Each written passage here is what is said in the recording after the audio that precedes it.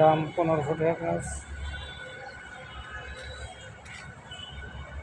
অনেক বড় বড় আম 1500।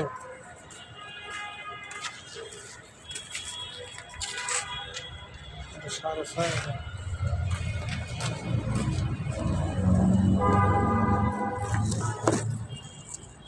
এই জাম ধরে নিয়ে রয়েছে, পাইতেছে। এটা 6,500। এই যে আম পাইতেছে, এটা 6,500 টাকা।